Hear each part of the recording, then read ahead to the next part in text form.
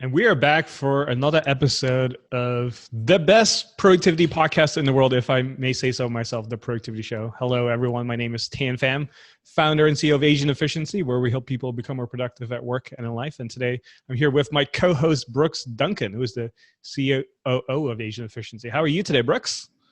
I'm excellent. It's a very wet and rainy Vancouver day, so it kind of feels proper. All this sun we've been having just didn't feel right. So torrential downpour is what we're looking for. Really excited about today's topic. Last week it was Marmel and I, and if you haven't listened to TPS321 yet, which is about overcoming mental blocks, we get pretty.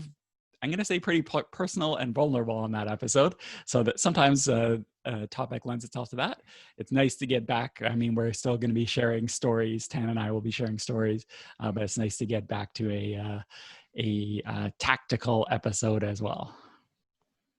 So before we start diving into today's content, one of the things we always like to do is share some of our favorite productivity resources as of lately. So Brooks, I know you have 3 of them here. So do you want to share them in 90 seconds or less? All right, so yeah, I will share the top three resources today. The first, which we do every time we do a GTD themed episode, is I should reference Getting Things Done, The Art of Stress-Free Productivity by David Allen. That's the book that started it all. I know that was fundamental for me. I know it was fundamental for you. So in the show notes, we'll have a link. If you haven't read the book yet, highly, highly recommend it. I heard the audiobook's good too. I haven't listened to the audiobook, but that's an option as well. Number 2 is an app for iOS. And the reason why it's iOS only is because Android users will laugh when I explain this app. And the app is called Widgetsmith. So as of iOS 14, you are able to customize your home screen, add widgets, and people have been going pretty crazy doing it. A guy named David_Smith, as he's known, makes a lot of like really nerdy utilities, but somehow this one has caught on. My teenage kids and all their friends have been going crazy telling me about this app, and it's so funny seeing quote unquote normal people start to use one of these utilities. So yeah, if you want to customize your home screen, check out Widgetsmith. And number 3 is the Logitech MX Master 3 mouse. So if you're looking for a pointing device, a lot of members of the dojo have been talking about it. Really, really recommend that. And there's a feature called Flow where you can use the mouse on multiple devices. So those are our top 3 resources. Big fan of the Logitech mouse myself too. And we will have links to all of this in the show notes as well. So just go to theproductivityshow.com/322. Or if you're listening to us on the podcast app, just swipe and you'll see the links in there as well. All right, let's talk about GTD today, and specifically how to be proficient, be an expert, how to become an expert, how to be an advanced user of GTD. Now, you and I have been using GTD for a while, probably over 10 years now at this point. But if you're listening to this episode and you're intimidated but interested in trying GTD, but you don't know where to start, this is a great episode for you here. But I know a lot of you who are listening right now, you probably already understand GTD at some level, but maybe you've struggled with it and with the method and maybe have difficulty executing it. If that's you, you're going to enjoy today's content as well. And even if you're someone who's already practicing GTD, you're kind of like proficient at it already, I think some of the advanced tips we're going to be sharing with you here today will help you a lot as well, because I think it's always interesting and fun to learn some advanced strategies from others who are practitioners as well to help you be more successful at what you do. So I wanted to make sure I put that out there. And also, as you might have heard and noticed, we recently launched a premium version of our podcast called TPS Plus. Brooks, would you mind sharing what TPS Plus is and what it is all about? Yeah, so we launched TPS Plus a few weeks ago. Really, really thankful for the results. A lot of people have asked for ways to support the podcast directly. Like, we love our advertisers. I think we pick some pretty great advertisers, in my opinion. But some people prefer to have an ad-free version of the podcast. So we created TPS Plus, and what we do is we provide the episodes a week early. And like I said, there's an ad-free version, and there's a whole bunch of other bonuses as well. So you can go to theproductivityshow.com/plus and check them out. For annual members, one thing I've been really surprised at is we've had a ton more annual members. So choosing to pay annually instead of monthly. So they save two months from doing that, but also they get a special One Tweak a Week t-shirt that I happen to be wearing right now. I don't know if it's the t-shirt or the saving money, but the annual plan has been really, really popular. So yeah, thank you so much for everyone who signed up so far and supported the show. And you can go to theproductivityshow.com/plus to check it out. Yeah, so if you've been listening to us for a while and you really enjoyed our content and you want to find a way to support us, go to TPS.plus, and that's one way to do that. So let's start diving into GTD here. And as most of you probably already know, GTD stands for Getting Things Done. So just a quick overview of what this is. It's basically a productivity methodology created by David Allen. It's copyrighted by David Allen Company. We are not affiliated with them whatsoever. We are just long-term fans and followers of the method. And we also have a course in the dojo that kind of helps you get started with GTD as well. So we have some training materials on that as well. But we really want to really just talk about like some advanced and intermediate level strategies and ideas to help you get the most out of GTD. And so we already have tons of episodes on GTD already on the podcast. So if you go to episode 309, so if you go to deepproductivityshow.com/309, we'll go over some common mistakes that new GTD users make. So definitely go check out that episode if you're brand new to GTD. And also, if you are someone who already does GTD for a little bit, but you struggle with the weekly review, which I know is the number one thing that most people struggle with, we have one whole episode dedicated to that as well, on how to do the weekly review, how to stick to it. And that's episode 311. So if you go to theproductivityshow.com/311, you'll find that episode there. And so today we're going to be talking about like ways to level up your GTD skills here. And we have 5 tips to help you with that. And the first one is to start with why. I'm not talking about the book by Simon Sinek. I know that's a great book as well. But the idea behind this tip here, start with why, is we want to make sure you get clear on why GTD is important to you and why you're using it in the first place. And if you know what your why is behind being productive or why you want to use GTD, then it makes it much easier to stick to it and follow through anytime you run into a roadblock. So what is your desired outcome? Why do you want to be productive? Why do you want to use GTD specifically? So to give you some examples, why people might want to be productive or why they want to use GTD, people will say stuff like, oh, I want to have peace of mind. I want to finish work early. I want to sleep better at nights. I want to have less stress in my life. I want to make more progress in my life. I want to hit my goals. Like, what is your why for being productive? And it's such a simple question, but most people never try to answer that question for themselves. And so I want to challenge you here today who is listening and say, what is your why? Why do you want to be productive? What is your desired outcome here? And how does GTD fit in this picture for you? And I'm kind of curious to hear from you, Brooks. When you first started GTD, what was your purpose? Like, why did you start reading the book? Yeah, for me, when I first adopted GTD, it was because I had just been a newly promoted manager, and I was struggling with all the kind of spinning plates I had going on at work. So my email was out of control. My promises to coworkers and subordinates was out of control. And I was at home. I was basically living on my BlackBerry, which shows you how long I've been doing GTD.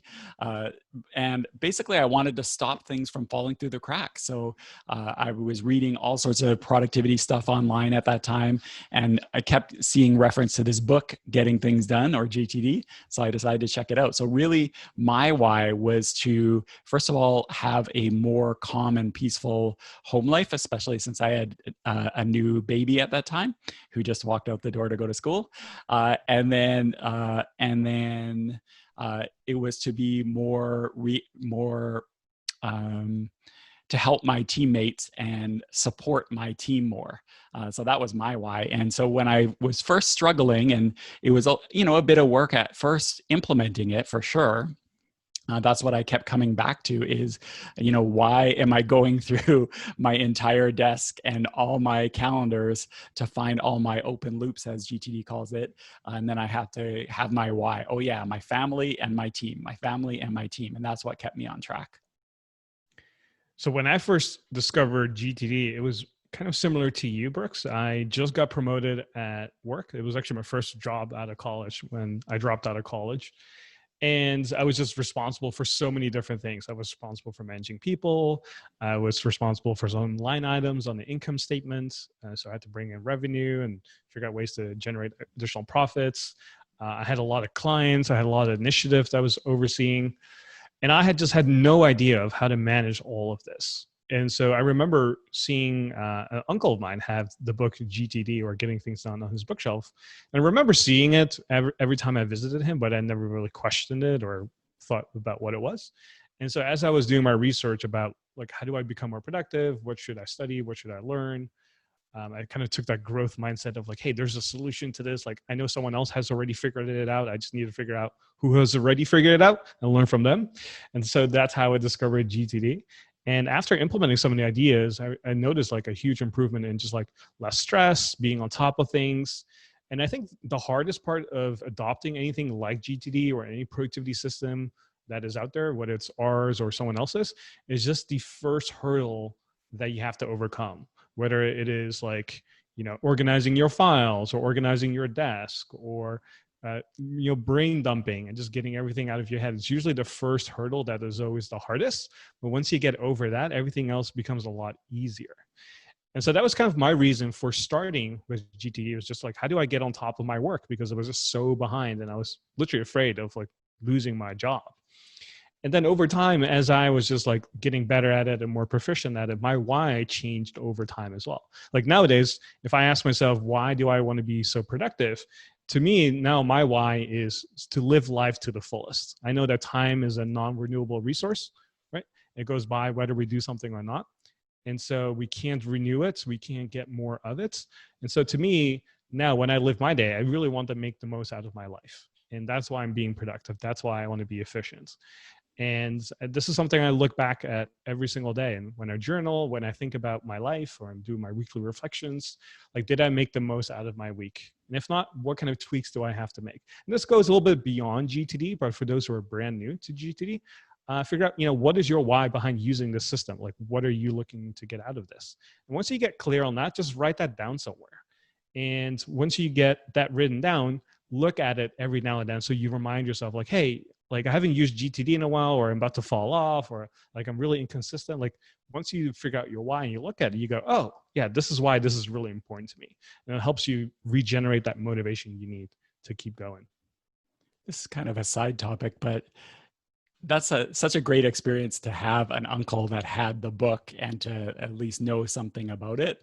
For myself, like I knew no coworkers, I knew nobody who had even heard of it, and that really shows the power of, or how beneficial it is if you can find other like-minded people to try to implement this stuff at the same time. So that's what some of the nice power about like the dojo or TPS plus, or maybe if you could make a little group of people in your workplace or professional organization or something like that, that does this stuff kind of together, or at least can bounce suggestions off each other, it can really make it helpful for sticking with it.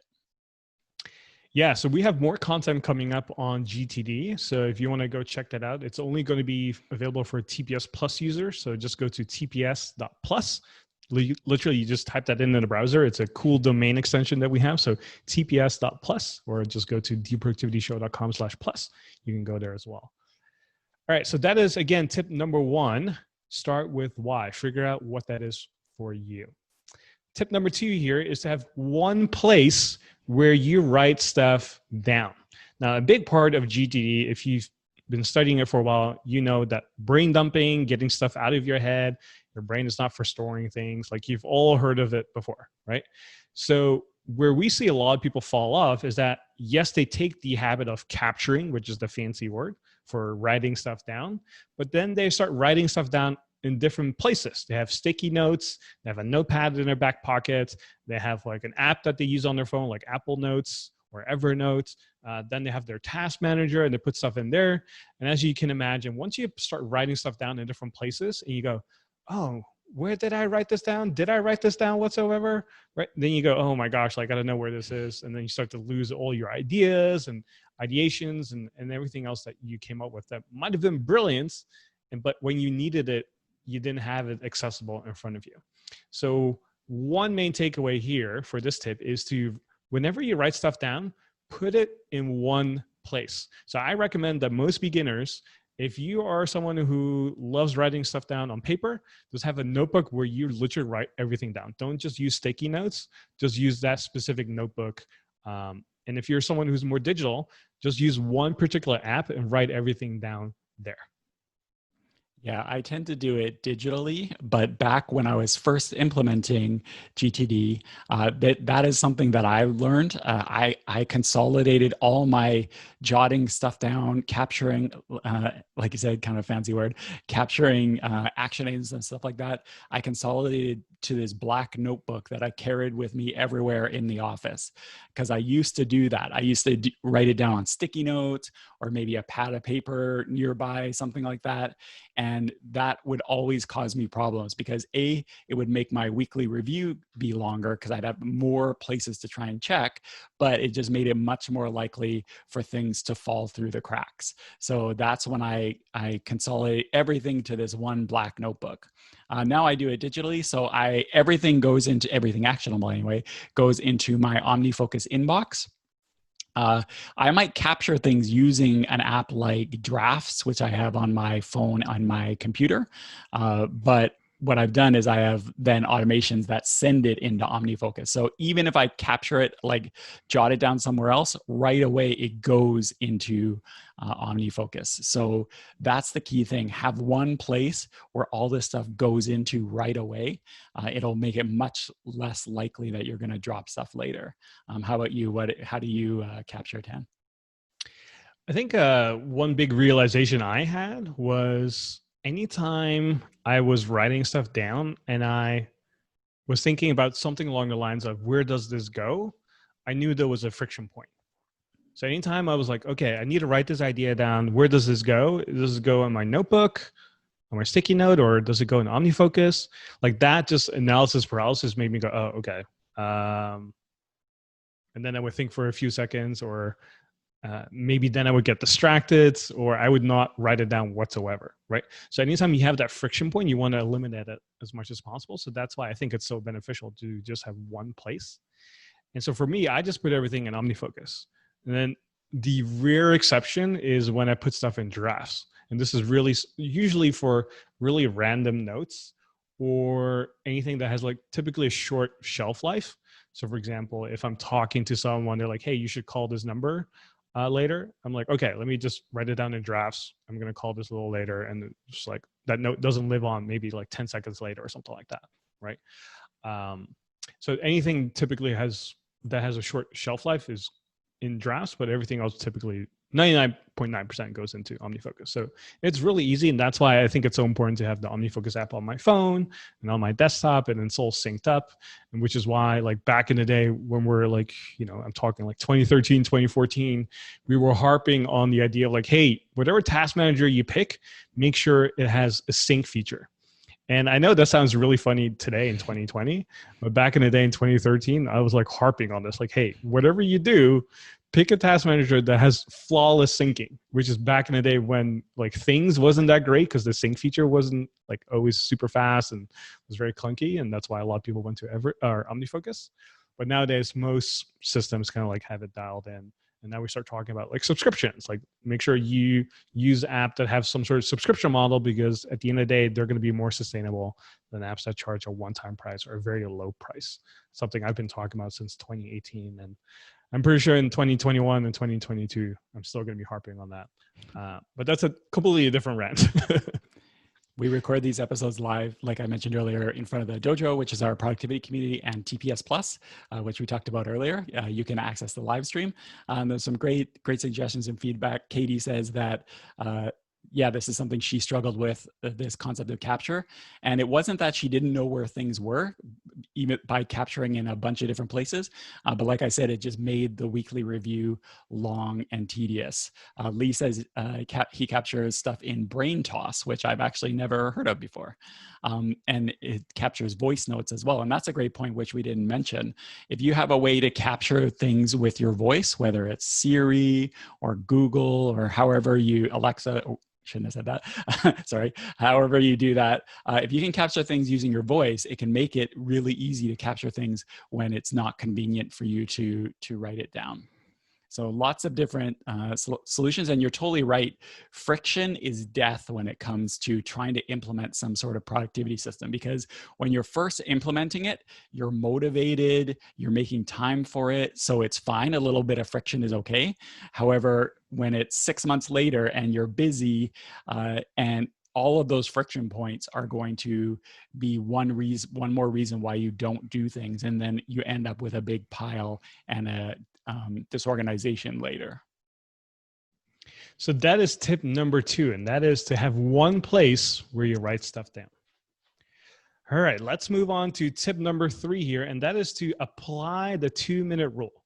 Now, one of the things that GTD is most known for is the 2-minute rule. And that's the idea that anytime you're processing things, if it takes 2 minutes or less to do it right away. And if it takes longer than 2 minutes, then you have to go to the next step in the flow chart and say, hey, do you want to break the stuff down? Do you want to assign this? And so on, right? But the big idea here is that a lot of people don't use the 2-minute rule. And I think it's such a powerful and easy rule to implement in your life that you should really be taking advantage of this. So if you're a beginner, new to GTD, I would say start using this consistently, right? So anytime you're processing things or looking at your inbox and you go, okay, I need to empty this out. If it's 2 minutes or less, do it right away. If it takes longer to do, then do your normal procedure. Now, for those who are a little bit more intermediate or advanced when it comes to GTD, you can kind of change this if you want to. You can change it to 3 minutes, 4 minutes. You can have a 5-minute rule, or you can even have a 30-second rule if you wish. So personally, for example, I use a 30-second rule for emails because one, I don't like email, and two, I get so many that I want to go through it as much as I can in the shortest period I have available to me. So I always have a 30-second rule. So if you've ever communicated with me over email, you'll know that my emails are very brief. I just get straight to the point. My Dutch upbringing has been really powerful here. Dutch people are just straight to the point. They don't say, hey, hope you're doing well. And, hope your family is doing well. I hope you had a great weekend. Like none of that is happening. It's just like straight to the point. Okay, I need this from you. Or, hey, here's what you asked for. Let's go.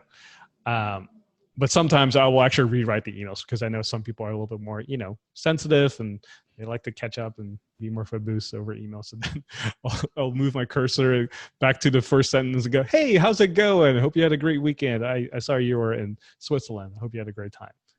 Straight to business and then end the email. So personally, I like to use a 30-second rule. How about you, Brooks? Yeah, Tan has a Canadian filter when he knows he's communicating with a Canadian. He needs to pad it up. Yeah, for myself, I get so frustrated at myself when I break this rule because I hate it so much. And I'm sure everybody listening to this can identify with this. I hate it so much when I break that 2-minute rule or 5-minute rule or whatever it is. And I, keep pushing something off.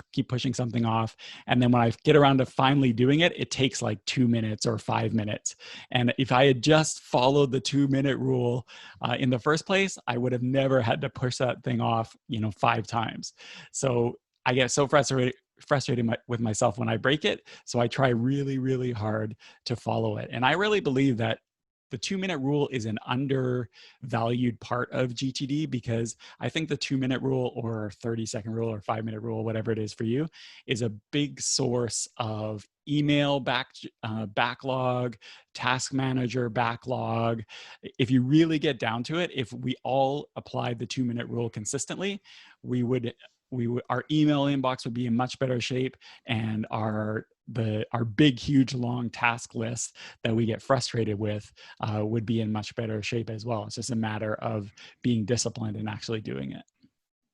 Oh man, I hate that feeling when you've been procrastinating or for something for so long, like 2-3 months.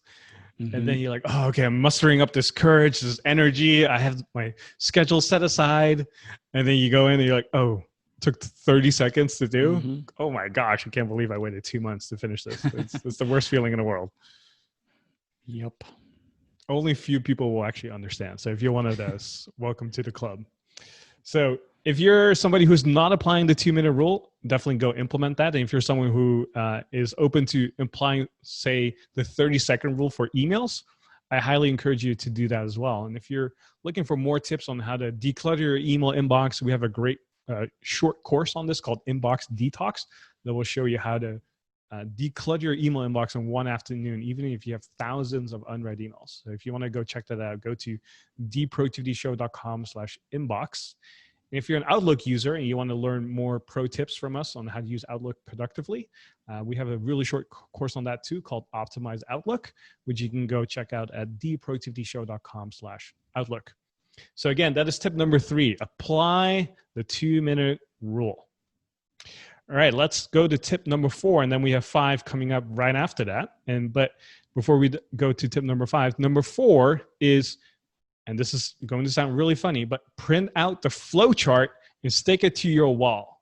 I know, Brooks, you have a great story behind this. I want to hear this from you first before we start explaining this.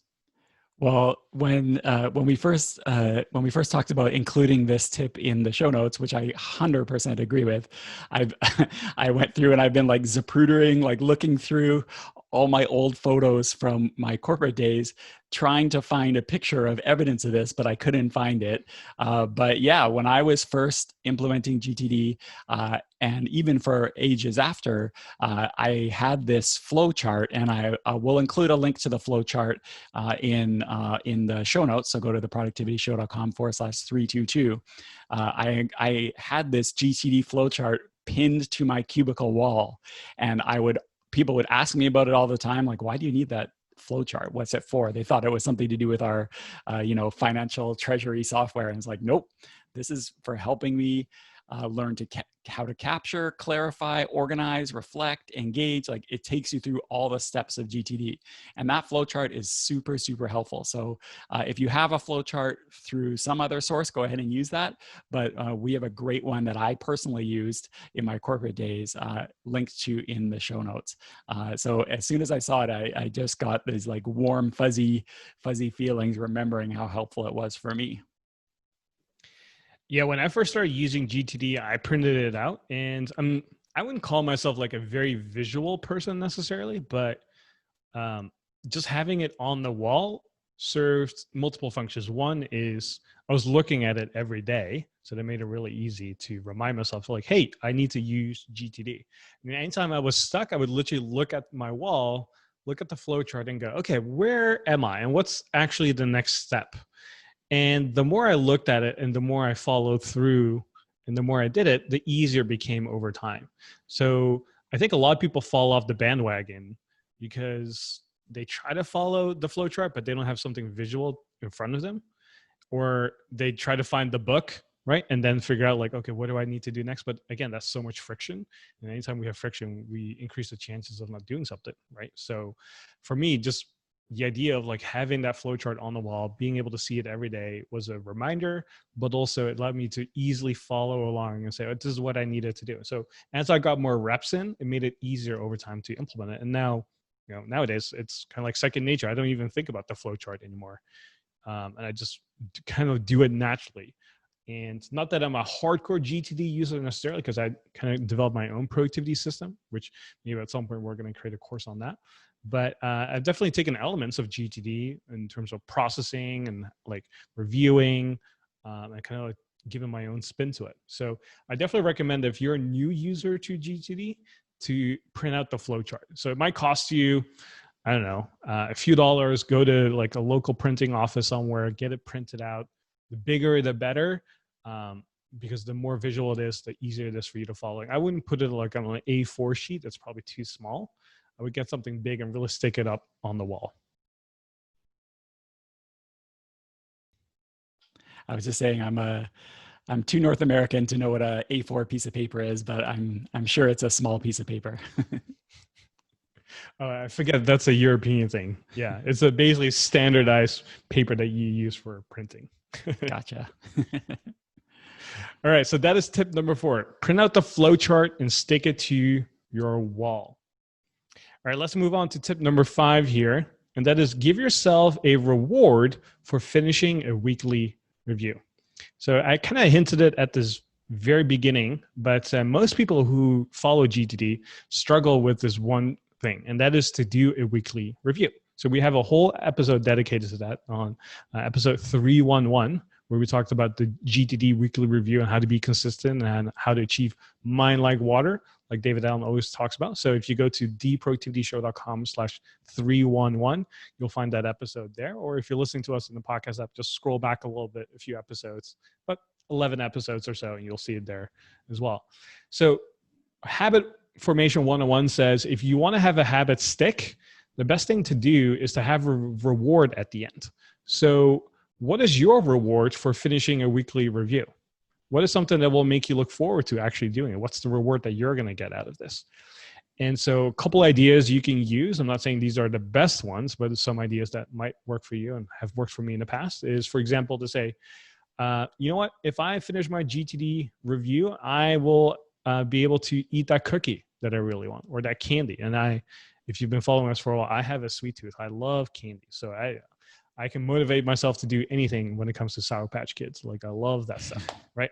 I'm not a big cookie person myself, but Sour Patch Kids or something, like, you got me. So that's something you can use. Something that might work for you as well is to watch a certain movie or a TV series, or maybe to treat yourself for lunch or dinner, or go to a sauna, or get yourself a massage, although that might be expensive reward every single week. But you get the idea. The big idea here is that the more tangible and real, quote unquote, the reward is, the better. Because oftentimes if you use what I like to call invisible rewards, so such as like, oh, I'll have peace of mind, or I will sleep better, these are kind of like delayed a little bit, and they're kind of like invisible because you're not seeing them, and you're not seeing the immediate benefit of it right away either. So I don't recommend those kind of rewards for beginners. If you're a beginner and you want to be able to stick to a habit, then give yourself like a tangible reward, something that's real and something you can get instantly right after you're done with it. Over time, the more you do it and you better you get at it, then it can be more intrinsic, such as, oh, if I do my GTD review, I will have peace of mind, or I will sleep better at night, or I can go to dinner knowing that, you know what, I got everything taken care of. That's a little bit more advanced. But if you're brand new, get something that's a little bit more real. Yeah, this is something I haven't done. I've more like relied on that warm and fuzzy feeling of checking something off in my task manager. But I think that's a great idea for building the weekly review as a habit, because the weekly review is a super powerful part. And like we said, we just did a podcast episode about it, TPS311. So that's why we didn't specifically include the weekly review as one of the tips. It's more about building the habit. But it's such a fundamental part of GTD success that we definitely wanted to mention it. And by the way, if you are interested in becoming more regular with your GTD weekly review, for sure, check out that podcast episode. We also did one of our DTDT sessions, which is something we do with our dojo members. Stands for Do the Damn Thing, Focus on Implementation. And the reason I bring it up is because in the chat, when we started talking about weekly review, Nancy said that our weekly review DTDT was fantastic. And Tammy says, yes, it was. I've used that flow and have now done 4 weekly reviews in a row, first time ever. So it just goes to show that once you have something like rewards or something that will help you gain that consistency, it really, really pays off. It's just a matter of not just assuming it will happen, but doing something to make it happen. Other people in the chats here are also saying how a good coffee could be a great reward, or someone saying that my reward is to log off for the week because I do my weekly review at 4 p.m. on Friday. So after I'm done with that, I can just log off for the week and it feels really good. And that's just another example you can use, right? So great ideas here. Thank you, everyone that is sharing this in the live chat. Some people are talking about eating pizzas. I'm all for that. Love pizza myself. But when I first started off, I basically started off by saying, hey, if I finish this, I can watch TV, or I can watch NBA. I'm a big sports fan as well.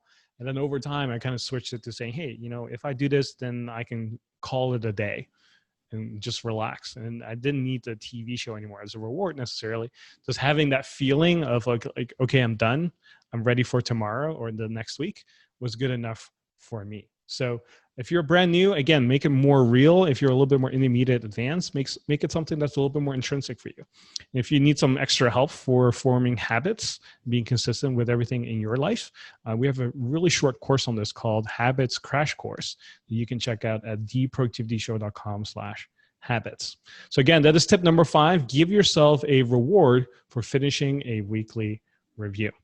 So that kind of starts wrapping things up here. And as always, before we start ending this episode here, one thing is we always like to do and what we're known for at Asian Efficiency and here on the Productivity Show is we want to make sure we keep things simple and actionable for you. So there's one simple action step that we recommend that you take here today is to figure out your why. Why do you want to be productive? What is your desired outcome? How is GTD going to help you with all of this, right?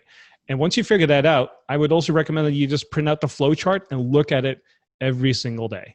And if you want to get more content from us and support the Productivity Show, you can go to TPS Plus, which is our premium subscription to the Productivity Show, where we have more content, ad-free episodes, and more. Just go to tps.plus and we'll give you some special bonuses when you sign up today as well. And if you want to have links to all of the stuff that we talked about today in the show notes, go to theproductivityshow.com/322.